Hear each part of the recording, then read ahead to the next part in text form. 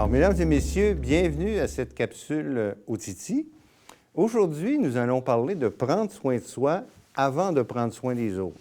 Et comme invité de marque, aujourd'hui, nous avons Mme Guylaine Cloutier qui va nous parler de son expérience puisqu'elle était des deux côtés de la clôture. Alors, dis-moi, Guylaine, toi, tu as connu ce phénomène-là, qui est de prendre soin de soi avant de prendre soin des autres.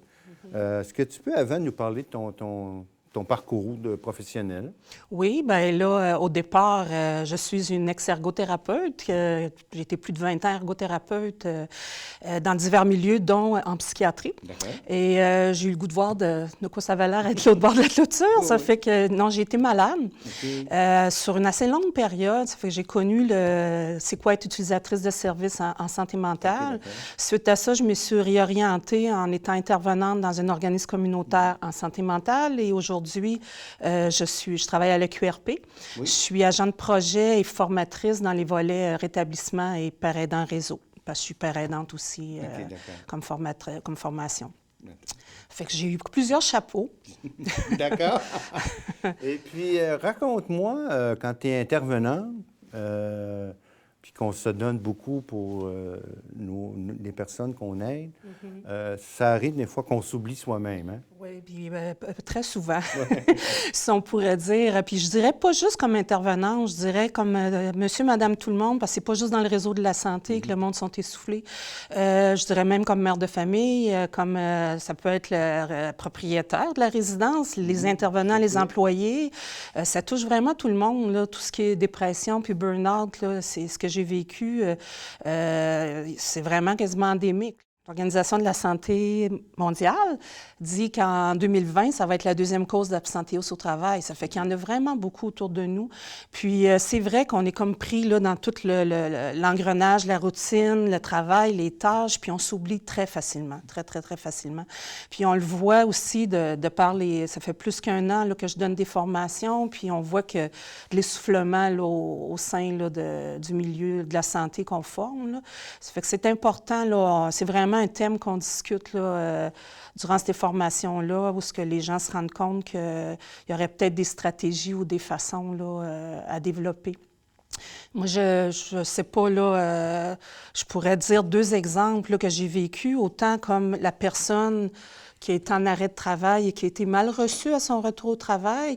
Et un autre exemple où est-ce que j'étais dans une équipe de travail et on a mieux réagi suite à l'arrêt de travail d'une collègue. Fait que dans le premier cas, bien, c'est un peu ce qu'on entend parler par rapport à la dépression, le burn-out, comme quoi qu'on profite du système, que c'est pas vrai, puis parce que c'est pas un bras cassé, là, ou c'est pas un cancer que t'as, là. Fait que c'est vraiment quelque chose, là, que moi, j'ai mal vécu, là. Le retour a été mal préparé. D'un, on n'a pas su que je revenais cette journée-là. Et pendant mon absence, bien, on avait vidé mon bureau. Et il y avait plein de petits détails. Je ne rentrais pas dans tout ça, mais c'était pour dire que je l'ai tellement vécu mal, comme une démotion aussi, que ça n'a pas pris un mois, j'ai donné ma démission.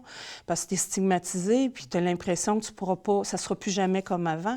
Ce qui fait que ça a été une mauvaise expérience, mais d'un autre côté, j'ai eu l'expérience dans une équipe où est-ce qu'un lundi matin, quelqu'un est absent. Sur le coup, on ne sait pas trop jamais pourquoi, puis il y avait eu zéro signe précurseur, sauf que finalement, notre DG a eu la permission de la personne de dire le pourquoi qu'elle était absente.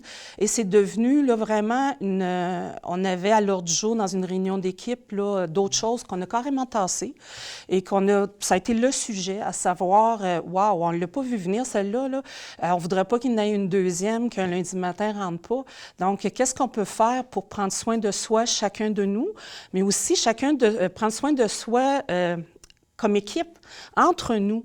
Puis c'est là qu'on a réalisé des fois, bon, et de un, comme tu disais, on s'oublie personnellement dans notre horaire. Puis, et de deux, bien, on s'est rendu compte que ne serait-ce qu'arriver le matin, puis de dire un beau bonjour, puis des sourires, puis de demander comment ça va, pas juste à ta clientèle, mais à tes collègues, que ça, en tout cas par après, là, ça a changé la dynamique là, au niveau de l'équipe.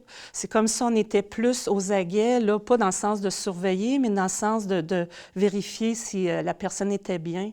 Il y a eu, suite à ça, vraiment là aussi rencontre, ce qu'on appelle de coaching, là, peut-être aux 3 semaines, où est-ce que le supérieur nous demandait vraiment là, comment que ça allait, pas juste au niveau de tes dossiers, puis au niveau de tes interventions, mais à savoir, là, comme intervenante versus ton essoufflement, si on peut dire. Là. Fait que ça l'a vraiment changé, puis moi, j'espère que ça va être de plus en plus, là, pas mis sur le tapis puis tabou, à savoir que les protocoles de retour au travail, que ça soit discuté en équipe, puis que la personne soit bien reçue, parce qu'il y a vraiment, comme on sait, bon, une personne sur 5 va avoir, ça peut être un autre problème qu'une dépression, là. Ça fait qu'une personne sur 5, bien là, s'il fallait tout éliminer les gens là, qui ont un problème puis qui reviennent au travail, il manquerait de personnel tantôt. Ça fait que c'est ça, il y a vraiment là, ce souci-là là, que j'ai là, d'en parler, puis de voir là, que quel que soit le statut là, de la personne là, dans son milieu de travail, qu'elle soit boss, qu'elle soit intervenante, même la clientèle, des fois, on oublie de prendre soin de soi dans le quotidien, là. J'aimerais, Luc, te raconter une anecdote, parce que moi, je suis quand même assez à l'aise pour en parler, parce que je me dis que plus on va en parler, moins le monde va jouer l'autruche. Ce qui fait que moi, j'en ai parlé même au tournoi de golf familial. Puis c'est là que j'ai su que des cousins, des cousines prenaient aussi des antidépresseurs, mais ils appelaient ça des vitamines, parce que ça passe mieux. J'ai aussi eu comme confidence des collègues qui ont malheureusement passé leur burn-out ou dépression en tombant enceinte. Ça fait que ça paraissait mieux de partir en congé de maternité que parce qu'on était essoufflé. Et je te dirais une anecdote, j'ai trouvé vraiment comique. Bon, j'étais sur un tapis roulant à me faire passer un test. En tout cas, je me faisais poser des suces, là. Puis l'infirmière, elle m'écoutait parce que je parlais de ça, que c'était difficile, là, le retour au travail et tout. Puis elle se penche, puis elle me dit « J'en prends moi aussi ». Mais elle dit, ici, on appelle ça des garnottes. Puis elle commence à me pointer toutes les infirmières sur le plancher qui en prenaient. Je dis, bien voyons donc, ça n'a pas de bon sens. Là. C'est pour ça que c'est devenu ma cause. Là. Et même, je te dirais, mon sujet de... Parce que je suis retournée à l'école, c'est devenu mon sujet de maîtrise, là aussi. Ce qui fait que... C'est ça, je me dis, plus on va en parler, moins les gens là, vont être inquiets là, de s'auto-divulguer au travail, puis de se faire, là, après ça, là, soit reprendre là, par les ressources humaines ou tout ça. Il y a vraiment beaucoup de travail à faire là-dessus. Et dis-moi, est-ce que tu aurais d'autres stratégies à nous recommander? Bien, une qui serait très, très simple pour monsieur, madame, tout le monde, là, c'est de se prendre rendez-vous avec soi-même dans son agenda. Ça a l'air... C'est très simpliste, là, mais quand tu te bloques un temps dans la semaine, pas nécessairement là, pour suivre un cours à l'université ou pour...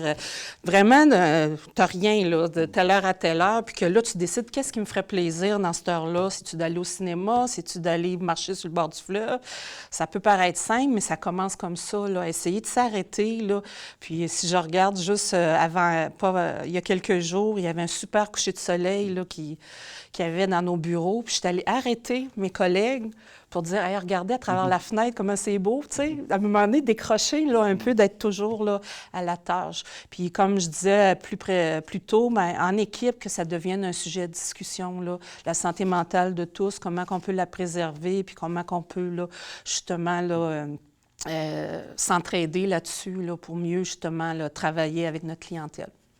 Bien, c'est merveilleux. Bien, sur ce, je te remercie infiniment d'être venu raconter ton... Oui, bien, prends soin de toi et porte-toi bien. Merci, Guylaine.